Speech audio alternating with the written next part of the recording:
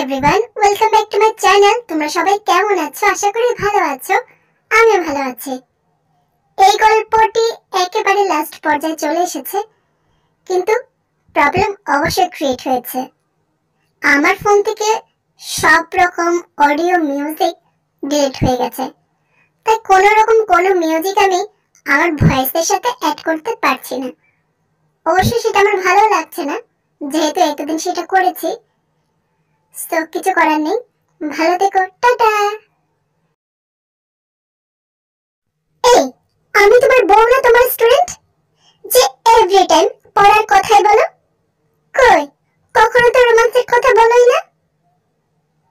Jungkook তার কোমর জড়িয়ে ধরে ব্যালকনিতে নিয়ে আসে।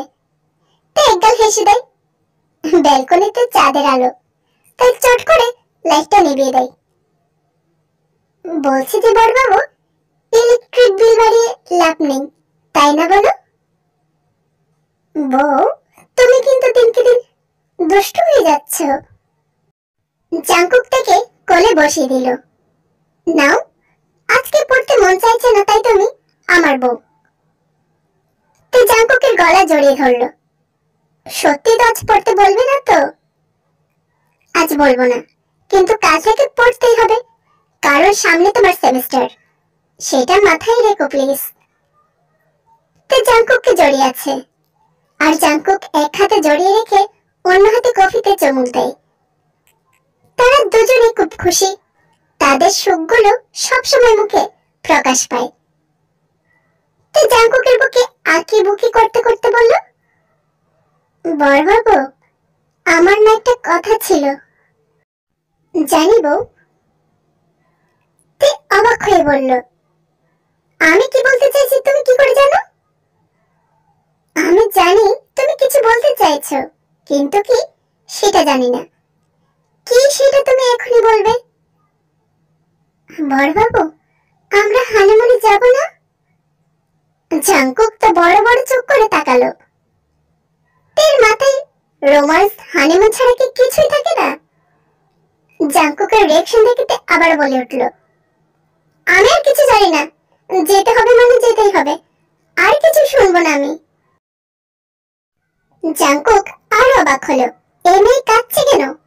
জাঙ্কুক তার চোখের জল মুছে দিল। আমি কখন বললাম যাব না? তুমি কাঁদছো কেন? তে কান্না থামিয়ে দিল। সত্যি যাব তো? আমি প্যাকিং করি? জাঙ্কুক তো হাসতে গিয়েও হাসছে না। এই মেয়ে অমনি কাঁদছে তো অমনি আবার প্যাকিং শুরু করতে চাইছে। যাব কখন বলেছি? যে অমনি তুমি প্যাকিং করা শুরু করে দিচ্ছ? তুমিই তো বললে যাবে। আমরা যাব তো বউ, কিন্তু এখন না। তোমার সেমিস্টার শেষে, এখন শুধু পড়া। এবার রেগে গেল। এই মানুষটা তাকে বারবার কথা দিয়ে কথা রাখছে না, ঘুরিয়ে দিচ্ছে। এবার জাঙ্কুকের হাতে একটা কামড়ে দিয়ে চিল্লিয়ে উঠল, বিয়ের পর হানিমুনে যেতে হয়, তুমি কি বাচ্চা হয়ে গেলে তারপর হানিমুনে যাবে?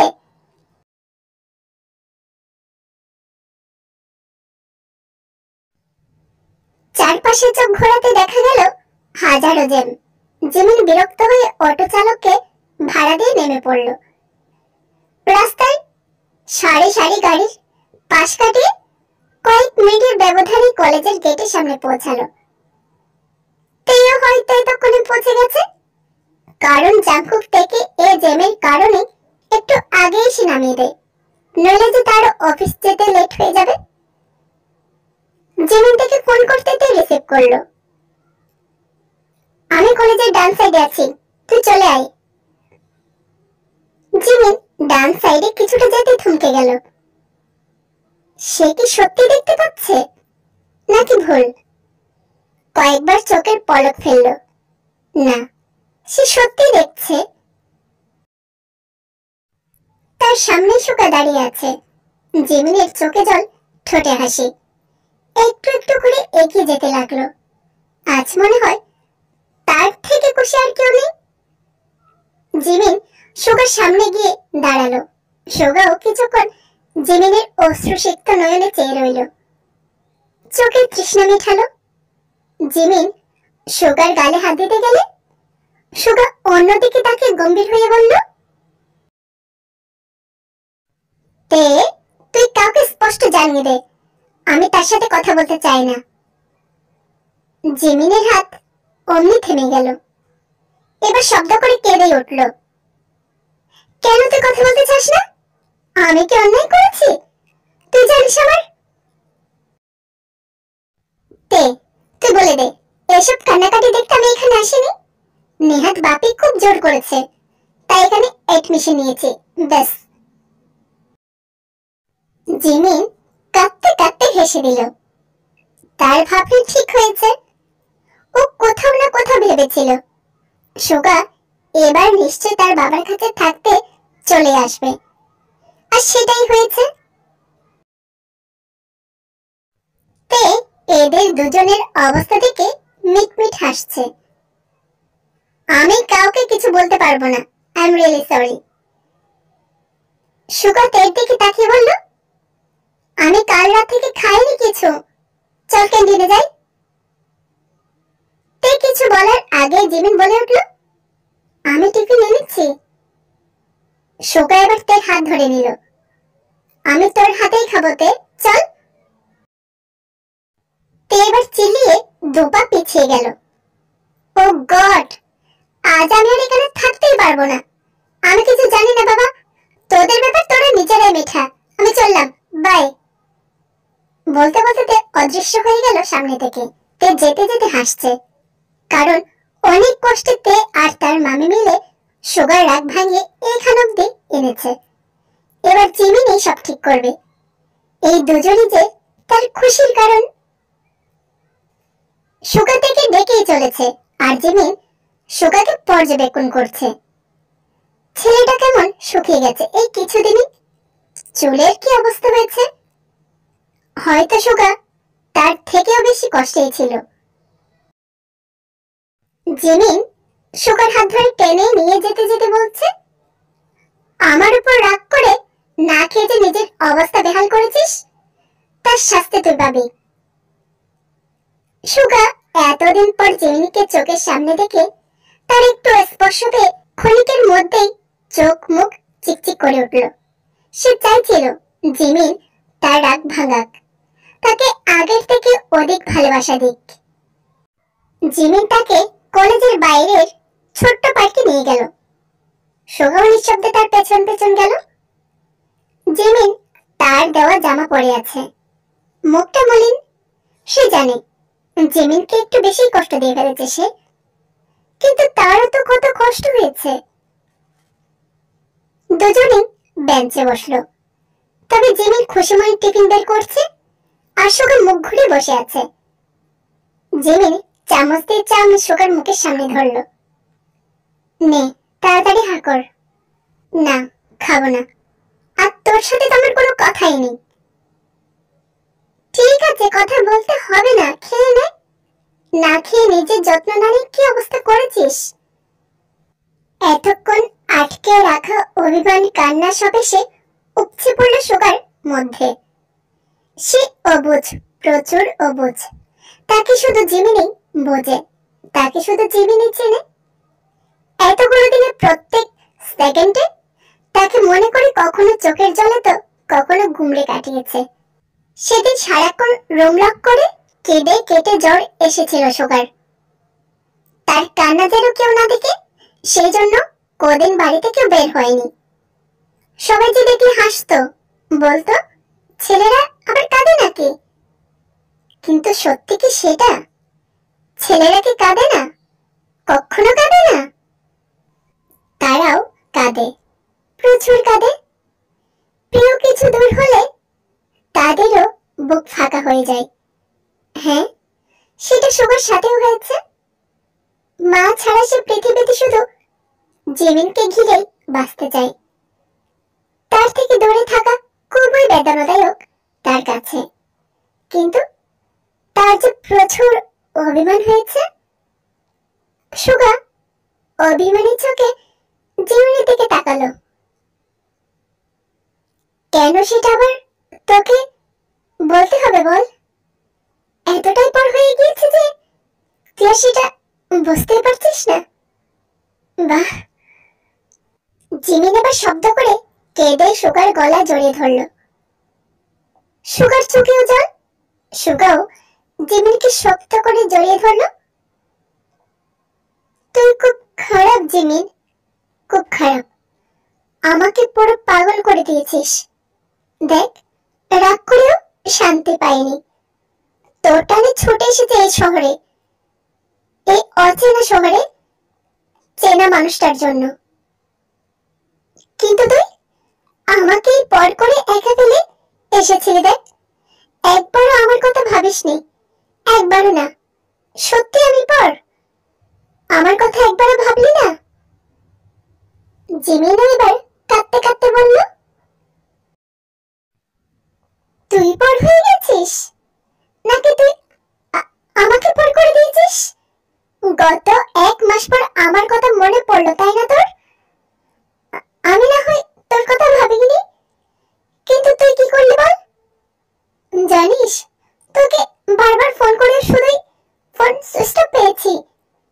আমার কতটা কষ্টে দিন পার হয়েছে সেটা তুই কি করে বুঝবি রে? তুই এত অভিমান করতে পারলি আমার উপর?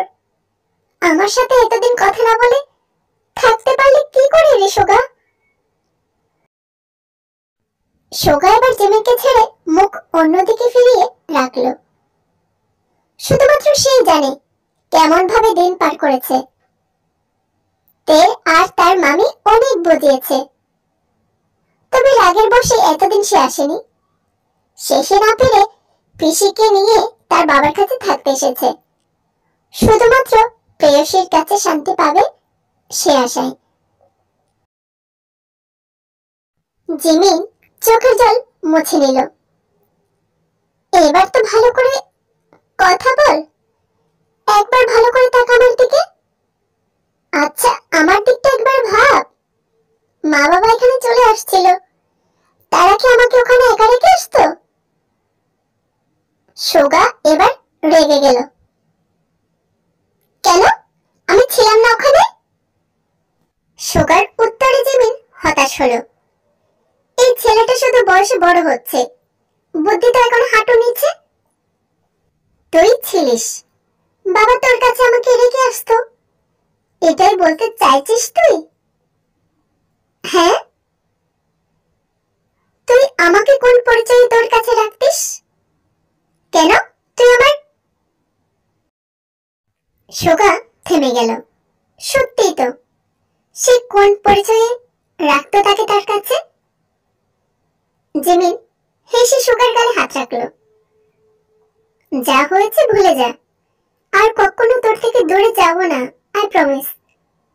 এবার বাবার ট্রান্সফার হলে আমরা বিয়ে করে নেব। তুই আর তোর ওই পুলিশ বাপের সাথে সাথে দেশ দেশান্তর ঘুরবি না। জিমিন শব্দ করে হেসে দিল, মাথা নাড়িয়ে সাই দিল।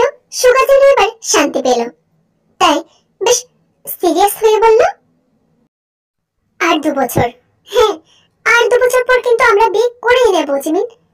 তোর বাপ রাজি হোক আর না হোক, তোকে কিন্তু কিডন্যাপ করে বিয়ে করে নেব আমি, বলে রাখছি।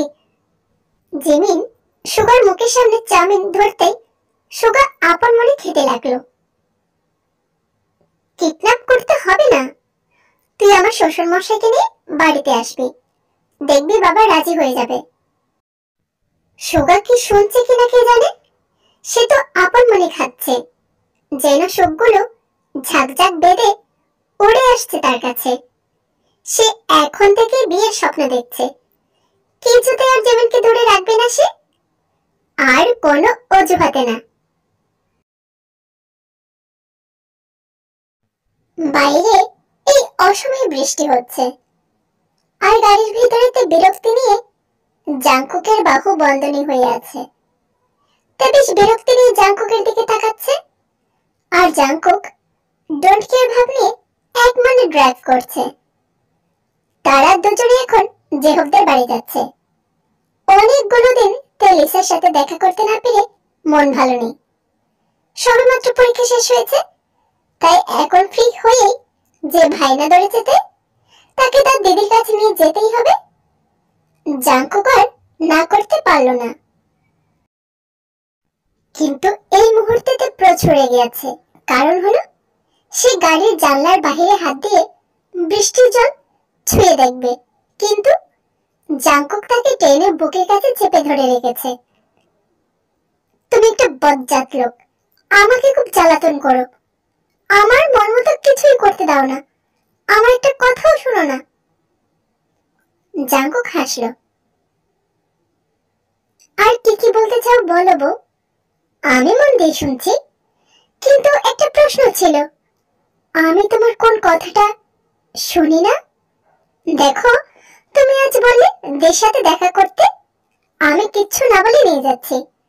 তা না হলে আমি আজ তোমাকে নিয়ে বাইরের ডিনারে যেতাম, কিন্তু নিজের ইচ্ছার আগে তোমার কথা রাখলাম, তবু বলছো তোমার কোনো কথা রাখি না। দিস ইজ ভেরি ব্যাড বউ, আমি তোমার সব কথাই তো রাখি। জেহবদের বাড়ির সামনে জাংকুকের গাড়ি থামালো। তো মুখ ফুলিয়ে বলল, আমাকে জানলার বাইরে হাত দিতে দাওনি। ওটা পারবো না, অন্য কিছু বলো। আমাকে হানিমুন নিয়ে যাওনি। নিয়ে যাব কবে বলো? একদম তো শেষ, এবার চলো যাই। জাংকুক দুষ্টু হাসি দিয়ে জিজ্ঞাসা করলো, গিয়ে কি হবে বউ? অনেক অনেক ঘোরা হবে, অনেক সেলফি তোলা হবে, অনেক শপিং করা হবে। জাংকুক অবাক হয়ে চেয়ে আছে তের দিকে। এতে অন্য সময় রোমান্স করে চিল্লায়, আর এখন বলছে হানিমুনে গিয়ে শপিং ফটো তুলবে। আজব তো। বড় বাবু কি হলো, তাকিয়ে আছো কেন? কবে যাবে বলো? জাংকুক থেকে এক টানে নিজের মুখোমুখি নিয়ে আসে। একটু ভেবাচাকা খেয়ে যায়, তাই দেখে জাংকুক হেসে দিল। পিট পিট চোখে জাংকুকের দিকে তাকিয়ে আছে। গাড়িতে লাইট অফ। বাইরে মাঝে মধ্যে শব্দহীন বিদ্যুৎ চমকে মুখের উপর আলো পড়ছে। জাংকুক তার কানের কাছে গিয়ে ফিসফিস করে কিছু একটা বলল, আর তাতেই লজ্জায় লাল হয়ে ওঠে। তে সরে আসতে নিলে জাংকুক তার কপালে চুমুকিয়ে বলল, তা বলো কবে যাবে? তে সরে এসে গাড়ির গেট খুলে বাইরে যেতে যেতে বলল, যাব না, ওসব বোকাতোকার। জাংকুক হাসতে হাসতে ভাবছে, আমিও দেখতে চাইবো তুমি কতটা রোমান্স করতে পারো। সোগা মুখ কুচকে দাঁড়িয়ে আছে, আর যেমন তার পানে রাগী লোক নিয়ে দাঁড়িয়ে আছে। আজ তারা শপিং এসেছে। আসলে সোগা জিমিনকে জোর করে এনেছে। 1 মাস পর তাদের এনগেজমেন্ট, তাই এখন থেকে শপিং শুরু। সোগা অবশ্য জিমিনের থেকেও বেশি শপিং করতে ভালোবাসে। তাদের সম্পর্ক দুবারই সবাই মেনে নিয়েছে। সোগার বাবা নিজে গিয়ে জিমিনের বাবাকে বলেছেন। তিনি খুশি, এত বছর পর ছেলে নিজের কাছে আসায় নিজেকে পরিপূর্ণ লাগছে ওনার। আর যখন শুনেছে সোগার জিমিনের সাথে বিয়ে দিলে ছেলে এখানেই থাকবে, তাই তিনি আর এক মুহূর্ত দেরি না করে জিমিনের বাড়ি গিয়েছিলেন। জিমিনের বাবা প্রথমে রাজি হয়নি, আর এই মুহূর্তে জিমিনের বিয়ের কথাও উনি ভাবছেন না। ওনাকে সোগার বাবা জোর দিয়ে বলেছেন এখন শুধু এনগেজমেন্ট করে রাখতে, তাদের বিয়ে পরে দেবে। সোগা প্রতিষ্ঠিত হবে, আর তাছাড়া সোগা তাদের বিজনেস সামলাবে। জিমিনের কোনো অসুবিধা হবে না। জিমিনের মা জিমিনের বাবাকে ভালো করে বুঝিয়ে বলতেই তিনি রাজি হন। অতঃপর দুজনের এনগেজমেন্ট ঠিক করা হয়। জিমিনকে রাগে চোখে তাকিয়ে থাকতে দেখে সোগা বলল, দেখ তুই অমন ভাবে তাকিয়ে আছিস কেন বল? আমি কি জানতাম যে বৃষ্টি হবে? আমি তোকে বলেছিলাম আজ নয় কাল চল, কিন্তু না, তুই শুনলি না। আচ্ছা বাবা সরি, আর তোর কথার অবাধ্য হব না, আই প্রমিস। আচ্ছা শোন না, তুই আমাকে তুমি করে বলবি, আমার নিজেকে কেমন তোর বড় বড় লাগবে, ফিলিংস আসবে বুঝলি? জিমিন সুগার কথায় হেসে দিল। তারা একসাথে 5 বছরের বেশি আছে। সুগা তাকে প্রপোজ করেছিল ক্লাস 11-এ। জিমিনও অনেক আগে থেকে সুগাকে পছন্দ করত। অদ্ভুত ভাবে সুগা শুধু জিমিনের কথাই শুনতো, না হয় তের সাথে সেও সারাক্ষণ মানুষকে বিরক্ত করত। জিমিন তো বরাবরের মতো শান্ত স্বভাবের। জিমিন একা হাতে তে আর সুগাকে সামাল দেয়। এত বছরের অভ্যাস সুগাকে তুই করে ডাকার। এখন তুমি করে বলতে বেশ অসুবিধাই হবে তার, তবু সে চেষ্টা করবে। জিমিন আর সুগা ছোট্ট একটা চায়ের টঙের ছাউনিতে দাঁড়িয়ে আছে। রাস্তা শুনশান। ছোট্ট ল্যাম্প জ্বলছে, তার লালচে আলো সুগার মুখ চঞ্চলতায় প্রকাশ পাচ্ছে। জিমিন কিছু একটা মনে করে সুগার আরো কাছে গিয়ে চুলটা এলোমেলো করে দিয়ে হাসলো। সুগাও হাসলো। অতঃপর জিমিনের হাত ধরে ফাঁকা মাঠে দৌড় দিল। জিমিন অবাক হলো, ভিজে গিয়েছে দুই শালিক। জিমিন খুশিতে দু হাত মেলে দাঁড়ালো। মাঝ রাস্তায় জাংকুকের গাড়ির টায়ারে পাংচার হয়ে গিয়েছে।